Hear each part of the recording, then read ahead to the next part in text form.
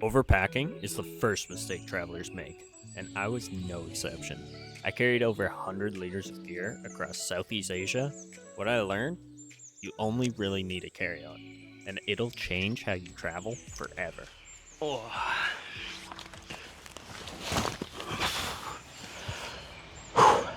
Before I tell you how you can travel for longer, let me tell you a little bit about my experience to save you some pain and how it's not really about a smaller bag and less stuff. It's more about freedom. When I first started, I saw so many people with these giant bags.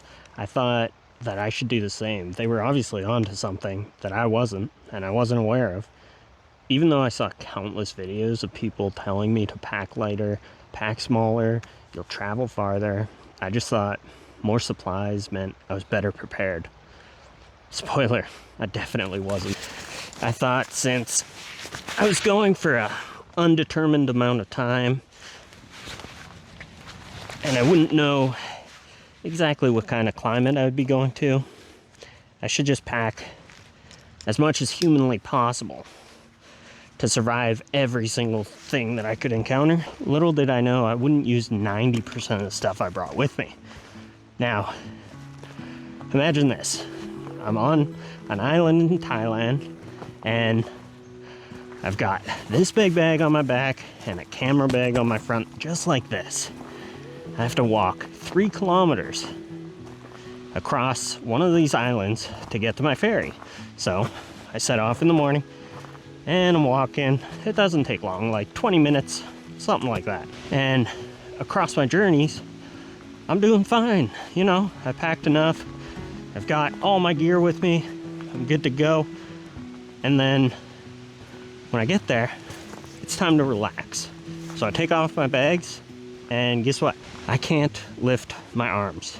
After these bags are off these straps right here, I'm just done. I can't lift my arms. That was a huge problem. That's when I knew I needed to change something. So I went through my stuff to see what I actually needed.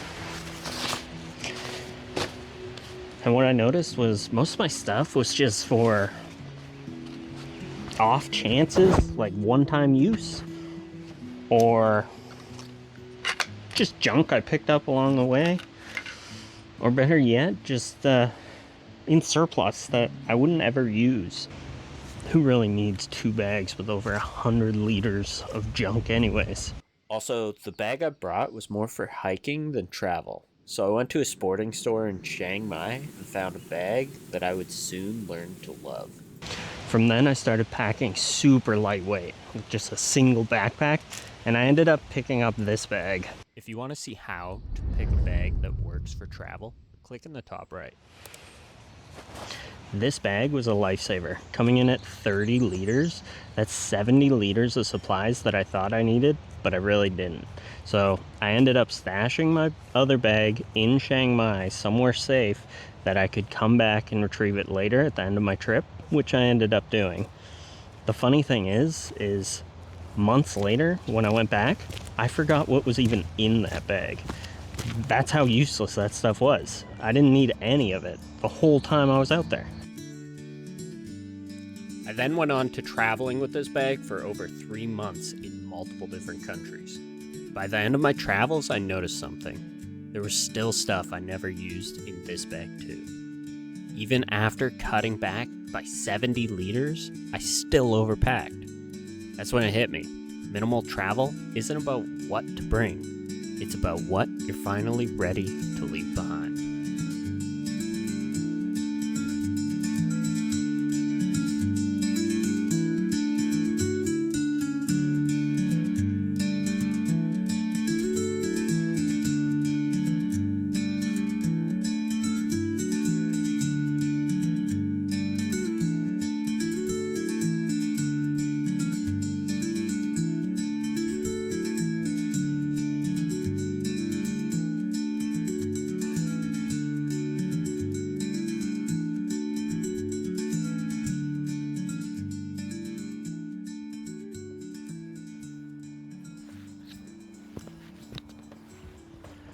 The added benefit about traveling with a smaller bag is I get to go further and farther. I get to save money on things like checking in my bag to buses and planes and having to worry about if it's going to show up the same time I do. This is every possession I own currently in the world while I'm traveling. It's my lifeline out here. So if I have to give it away and hope it comes back to me, that's just a no-go for me. So really the key to better travel is a smaller bag.